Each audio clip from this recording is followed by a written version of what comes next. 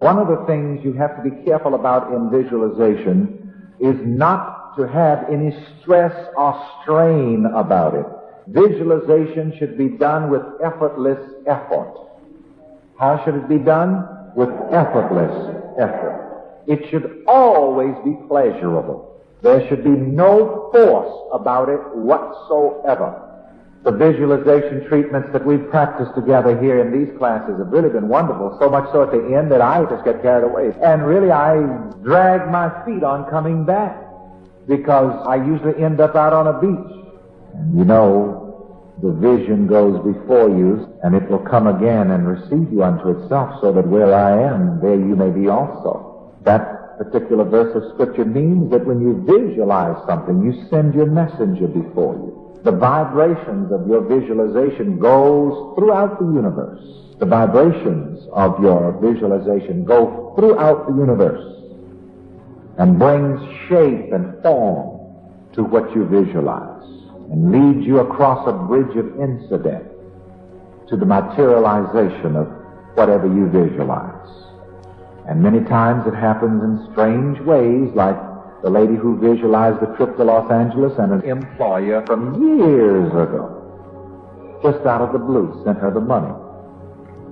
You know, your vibrations are always drawing things to you anyway. If I be lifted up, I will draw all men unto me. It means whatever idea, whatever belief, whatever feeling, whatever vision I lift up and believe in my mind will draw all corresponding manifestations unto me.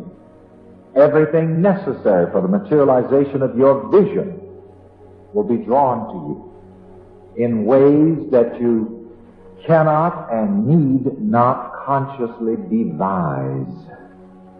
I want to repeat that. Whatever you visualize will be brought into your experience in ways which you cannot and need not devise. Part of it is from a quotation from Neville. Whatever you visualize. Maybe I haven't told you so much about my favorite books. Next to the Bible, that is my favorite book. That's saying a lot. If you ever master visualization, you've got it.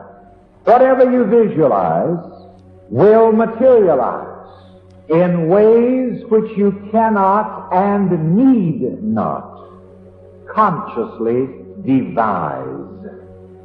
And it is well that I dwell on this again and again, because I don't want you to think that you are responsible to force things into existence, to force what you visualize.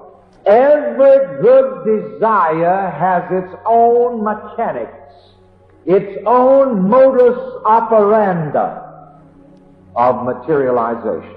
And it may help you to know this.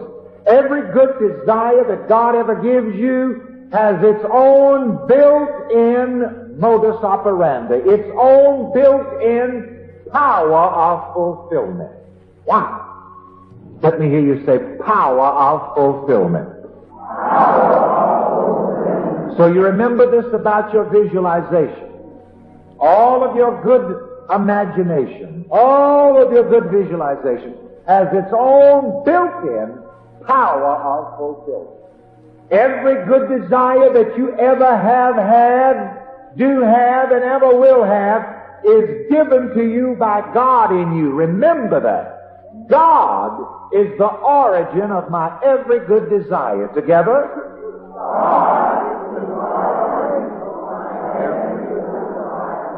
God is the power of fulfillment of my every good desire.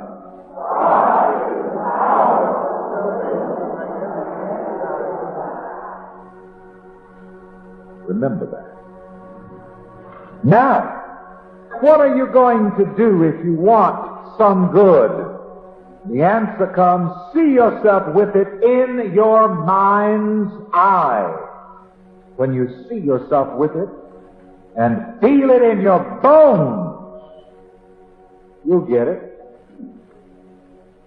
You must see it and feel it. And if you can see it and feel it, you'll get it. And this works for everything, including money. Back to the lady who was afraid of driving. She overcame that fear, and she got a brand new car by using the process of visualization, by using the eye of her mind. With the eye of her mind, she saw herself driving, turning the wheel, looking in the rearview mirror. You know, can't you feel the reality of her vision? You see, you must put reality in it. And notice how things happened. While she was eating lunch, listening to the radio, an announcement came on the radio, specifically for those of you who would like to drive, but you are afraid. All of these things come together if you keep imagining it. And she was wondering, well, then if I do learn how to drive, how am I going to get the money? She learned to drive, and her husband gave her a brand new car.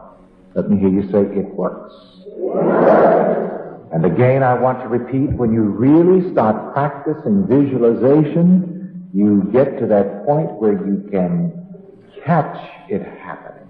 And you'll get to the point where you can see it and speak it, and it just happens immediately, right at the same time. Another very interesting thing about visualization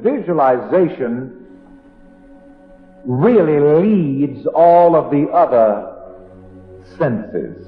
You see it, and then that helps you to feel it. That helps you to smell it. That helps you to taste it. For example, when we do our visualization, I go to the beach and we order those drinks, I taste them. I smell those flowers. Now, I believe that when an impression reaches the subconscious mind, it is actually impressed upon the subconscious mind by feeling. I believe that all subconscious impression is translated in the latter end into feeling. But again, the visional faculty leads all of the other esoteric senses. And when you see it, you can feel it better. You can smell it better. You can taste it better. And the lady said that while she was visualizing for that car, she went around the house. Just like I told you, I used to go down the road pushing a dead branch off of a tree, walking 4 miles to school and back with my mother, just driving it. All right. That gets into also what I call the power of fascination. What fascinates you? What do you love? It must fascinate you, and you must love it until you can see it. I've had a lifelong love affair with automobiles, and they just keep coming to me. My garage runneth over. I have a love and a fascination for clothing, and they just crawl right up on my back. What fascinates me? Several of the news reporters are telling me about the fascination of people with negative news, with bad news. And that's what creates more bad news. Be careful. Do not indulge in a negative fascination. Become fascinated with good and visualize that good. See that good in your mind's eye. Money has always been a great fascination to me, and I'll tell you that. I'm fascinated by it. It's so convenient, isn't it? And I don't care what the religious folks say about it. Money is nice. Like one man said, he said, I've been poor and I've been rich. And he said, and I can tell you from experience, rich is better.